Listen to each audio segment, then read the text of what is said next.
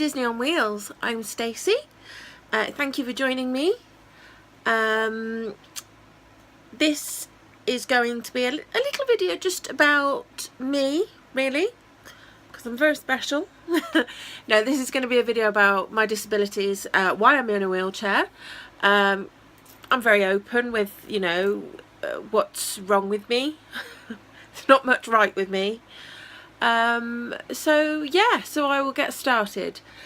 I was born with a condition called Ehlers-Danlos syndrome. It's rare. It's quite rare. It's widely underdiagnosed. Very, very, very difficult to get it diagnosed. I suppose because of the rarity. What it is a how to describe this without going too medical. It's basically a fault in the collagen. So anything basically that has collagen in your body is going to be faulty.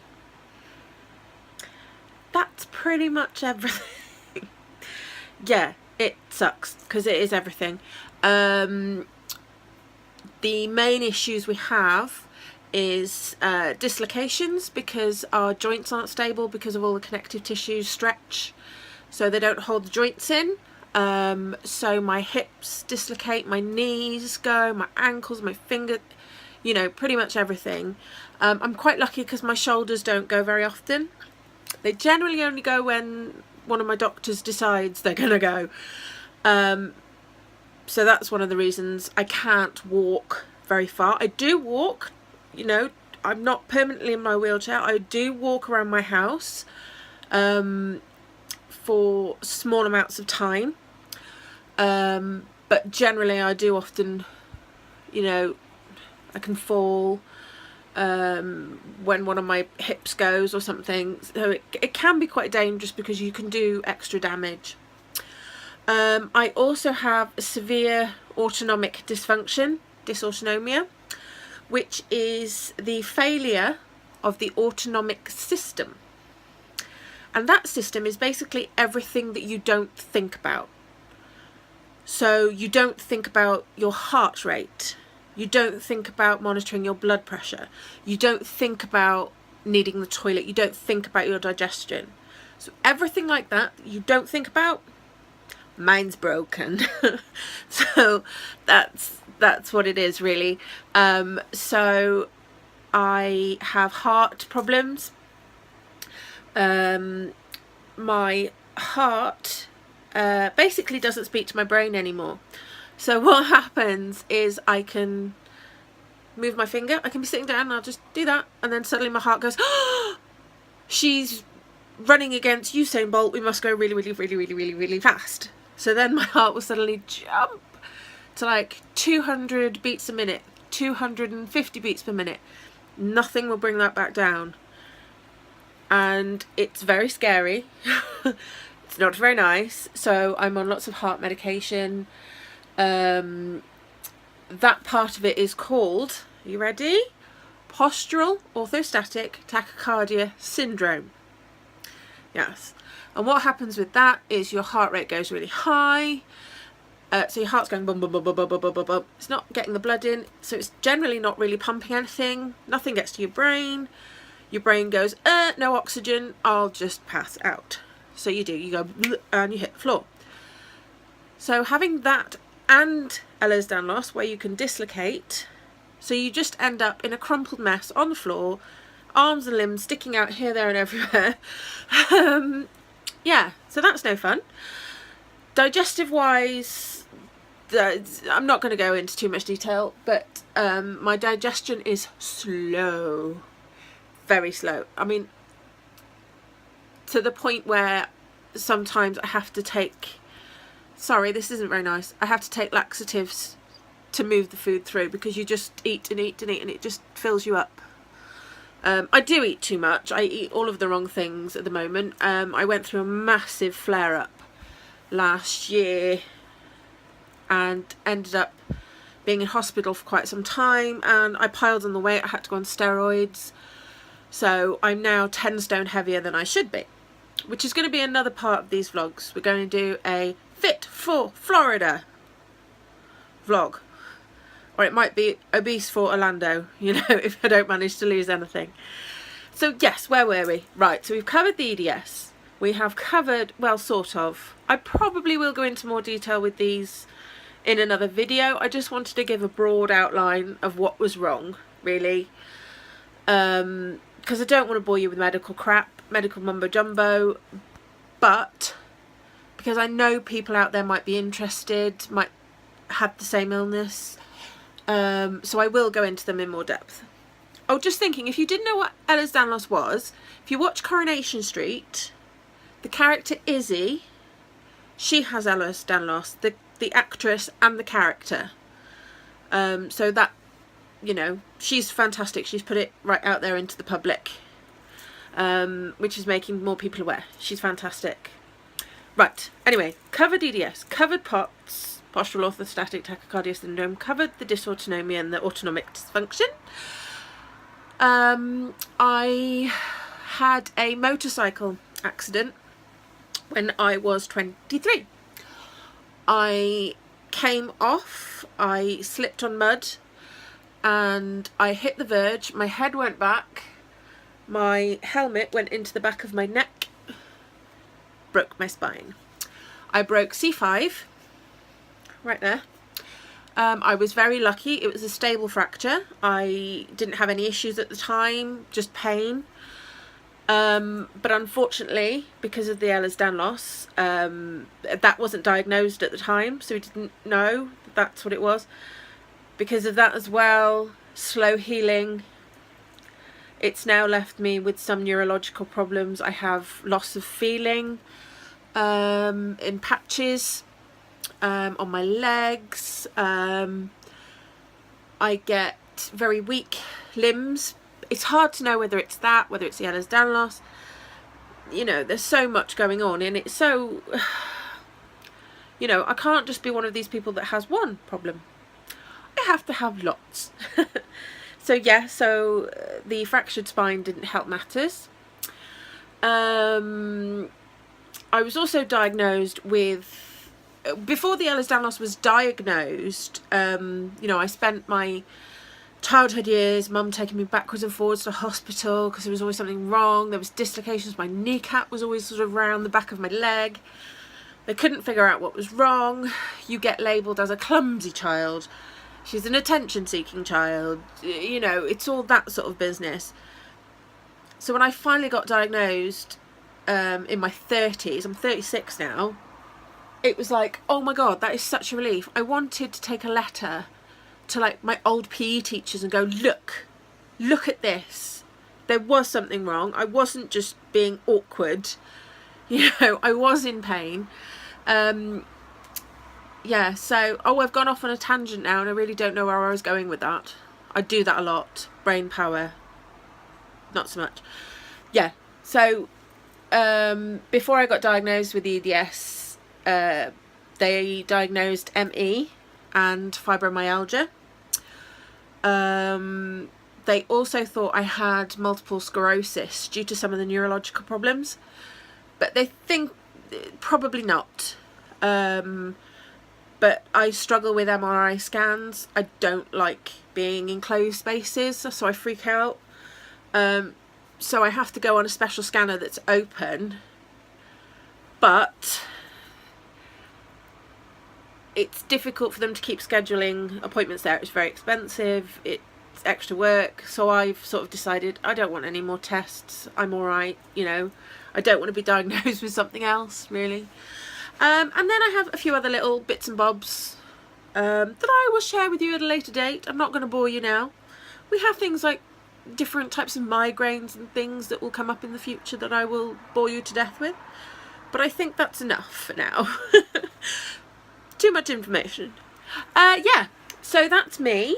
I use a power chair when I am out and about, and if I'm having a really bad day in the house, I will use that. It's fantastic. I have a little granny walker as well. little one on wheels. And I have crutches, walking sticks, you name it, walking aids, things like that. Bath lifts, you name it. I have a hospital profiling bed that I'm sat on right now, that just helps me and puts me into a position in the night where I can't roll and like pull my hip out or twist my leg. I say that, it happens every night. I'm having special splints made for me for nighttime, so they can't come out. Anyway, so yeah, that's me with my disabilities. We have, myself and my husband, we have 4 children. Ehlers-Danlos is hereditary. So we do have the worry that some of the children might end up with it. It looks like our 4-year-old, Corey, has Ehlers-Danlos. He's so similar to me. He's so clumsy. He falls over. He doesn't heal. If you have Ehlers-Danlos, your skin doesn't heal very well. You'll find your skin it's stretchy. When if you get an injury, it's very slow to heal. The scar is very paper thin. That can tear very easily. So yeah, he had chickenpox the same time as his little brother Jackson, and Jackson's were gone, and Corey still had his 3 months later. He still had the spots that hadn't healed, so that was sort of a little warning light. We thought, maybe. And now he started school and he falls over like 2-3 times every day at school. He's always coming home with a bump slip written on it, fallen over. But it's quite funny because I used to be a nurse. That was what I did as a profession. But I will go into that at another time. Actually, no, I won't. I'll go into it now. When I left school, I trained to be a veterinary nurse, and that's what I did for a very long time. I say a very long time. I did that until I was 24, and then I decided I wanted to go into human nursing. So I did that. I went to the University of Worcester and studied human nursing instead of veterinary nursing, which is where I met my husband. Well, he wasn't my husband then.